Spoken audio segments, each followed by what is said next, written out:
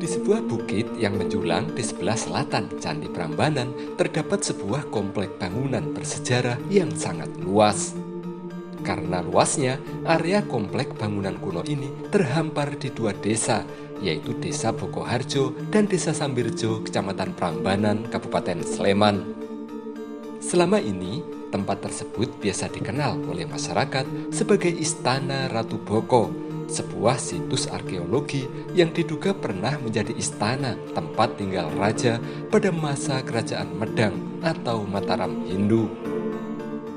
Berbeda dengan peninggalan purbakala lain dari zaman Jawa kuno yang umumnya berbentuk bangunan keagamaan, situs Ratu Boko merupakan komplek profan atau tempat tinggal lengkap dengan gerbang masuk, pendopo, tempat tinggal raja, kolam pemandian, hingga pagar pelindung atau benteng.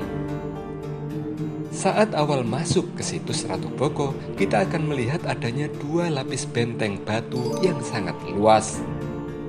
Di tengah benteng tersebut terdapat dua lapis gapura yang juga terbuat dari batu.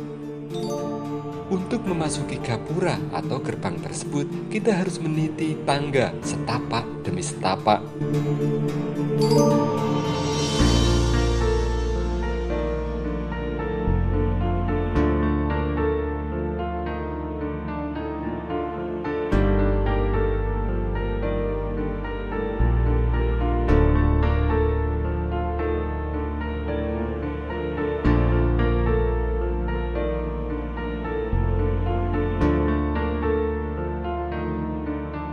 Setelah melewati gapura, kita akan melihat adanya sebuah lapangan luas yang diduga merupakan alun-alun tempat para prajurit berkumpul di masa lalu. Di sisi kiri gapura terdapat sebuah bangunan, yaitu Candi Pembokoran setinggi 3 meter. Candi yang terbuat dari batu andesit tersebut berbentuk persegi yang memiliki luas 26 meter persegi. Untuk menaiki Candi Pembokoran, kita harus melewati pipih tangga.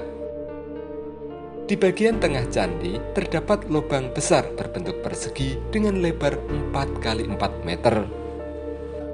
Diduga, lubang ini menjadi tempat menyalakan api saat ada ritual di tempat ini. Ada juga yang menyebut candi ini sebagai tempat pembakaran jenazah atau kremasi. Tepat di sebelah barat candi, terdapat sebuah reruntuhan kolam kuno yang diduga menjadi sumber air suci di masa lalu. Sumber air ini diduga menjadi tempat bagi orang-orang untuk membersihkan diri sebelum menjalankan ritual di atas candi.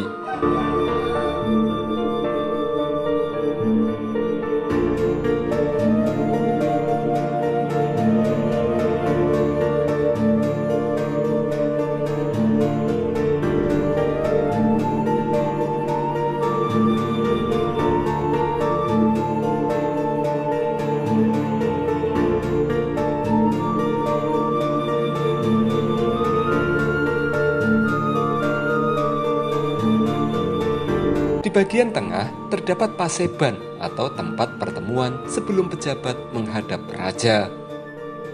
Lokasinya berjarak sekitar 45 meter dari gapura. Bentuk paseban ini adalah teras dengan batu andesit setinggi 1,5 meter, lebar 7 meter, dan panjang 38 meter, membujur dari utara ke selatan. Di tengah-tengah lantai paseban ini terdapat 20 batu umpak yang menjadi tempat berdirinya tiang-tiang kayu dengan atap megah yang menaunginya. Di sebelah selatan paseban terdapat puing gapura menuju pendopo dan tempat tinggal raja. Untuk menuju pendopo tersebut, kita harus menuruni tangga dan berjalan kaki sekitar 100 meter. Tepat di bawah sebelum naik ke tempat tinggal raja, terdapat sebuah sumur atau kolam kecil yang diduga menjadi tempat untuk membersihkan diri sebelum pejabat atau rakyat menghadap raja. Dari kolam ini, barulah kita bisa naik lagi melewati gapura menuju tempat tinggal sang raja. Bangunannya tampak megah dikelilingi oleh benteng batu berbentuk persegi. Ukuran benteng tempat tinggal raja tersebut cukup luas, yakni 40 kali 30 meter persegi. Di bagian luar dinding terdapat beberapa saluran pembuangan air yang disebut jalatwara. Untuk masuk ke dalam pendopo yang sekaligus rumah raja, terdapat 3 pintu dengan gapura batu raksa atau gapura beratap. Dan seperti inilah pendopo sekaligus tempat tinggal raja di masa lalu. Lantainya terbuat dari susunan batu kali. Setelah melalui tangga, kita bisa naik ke pendopo. Dan inilah pendopo, tempat para pejabat menemui rajanya. Di antara susunan lantainya yang terbuat dari batu, terdapat batu-batu umpak yang menjadi tempat berdirinya tiang-tiang megah yang menaungi rumah raja. Sedangkan kamar raja berada tepat di sisi belakang pendopo. Di antara kamar raja dengan pendopo hanya berjarak sekitar 1,5 meter yang dihubungkan dengan jalan kecil selebar 1 meter.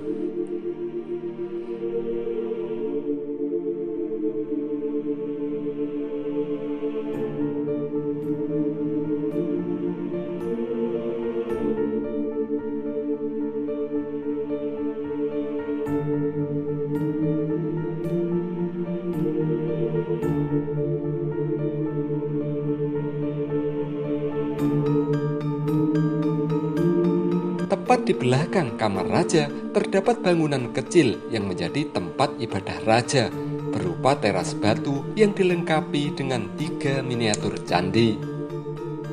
Di tempat inilah yang diduga menjadi tempat raja memuja Dewa Siwa, Wisnu, dan Brahma. Tepat di samping atau di bawah tempat ibadah raja terdapat kaputren atau tempat para istri dan keluarga raja tinggal. Bangunan kaputren tersebut dikelilingi oleh benteng batu yang cukup luas. Bangunan kaputren ini dibagi menjadi 2 yang dihubungkan dengan pintu. Di bagian pertama terdapat kolam yang berbentuk persegi, lalu di bagian kedua terdapat 8 kolam yang berbentuk bundar.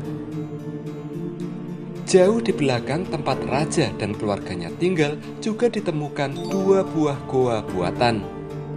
Satu gua atau yang biasa disebut gua lanang diperkirakan menjadi tempat raja bersemedi, dan satu gua lagi yang disebut gua wadon menjadi tempat ratu atau istri raja bersemedi.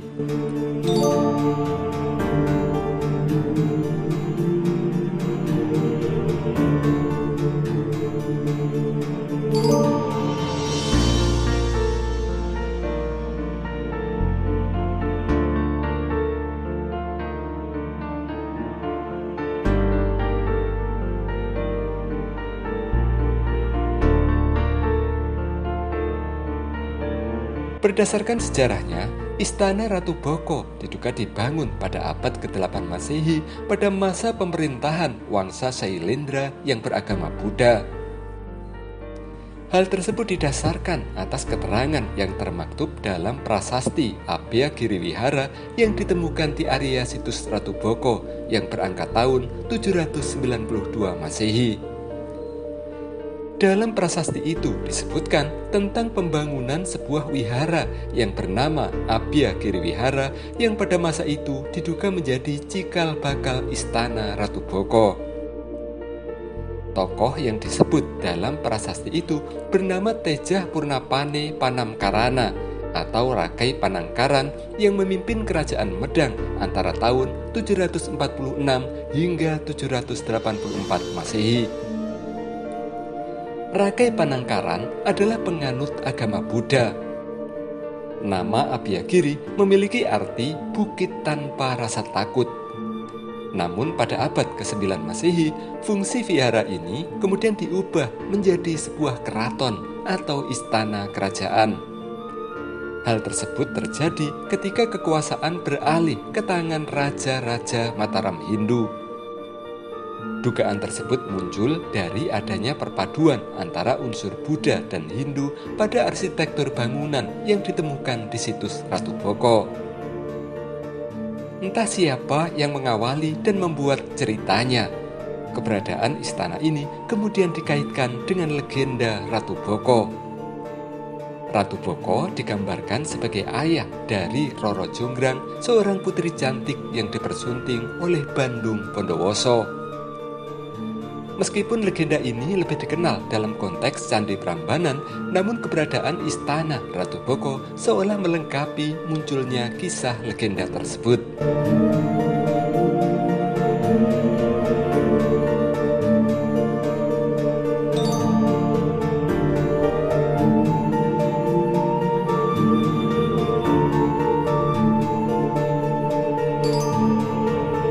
Istana Ratu Boko diperkirakan mencapai puncak kejayaannya pada masa Mataram Hindu. Lokasinya yang strategis di atas bukit memberikan pemandangan yang indah dan pertahanan yang kuat. Namun, seperti kerajaan-kerajaan kuno lainnya, Istana Ratu Boko kemudian mengalami masa kemunduran. Penyebabnya belum diketahui pasti. Namun, keberadaan Istana Ratu Boko mulai dilupakan setelah terjadi bencana besar dan Raja Pusindok memindahkan pusat kerajaan Medang dari Jawa Tengah ke Jawa Timur.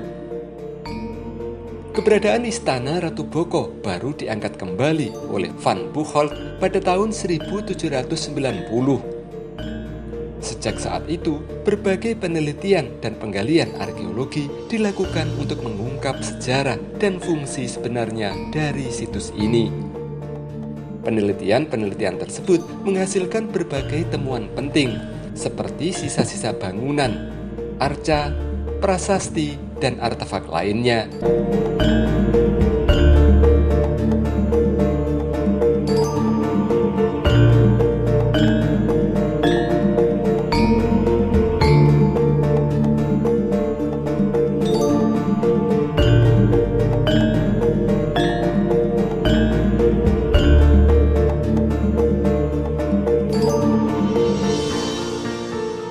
Kini, Istana Ratu Boko bukan hanya sekedar reruntuhan batu, tetapi juga merupakan saksi bisu perjalanan sejarah dan budaya Jawa. Tempat ini menyimpan berbagai misteri dan kisah yang terus menarik minat para peneliti dan wisatawan. Dengan upaya pelestarian yang terus dilakukan, diharapkan Istana Ratu Boko dapat terus dinikmati dan dipelajari oleh generasi mendatang.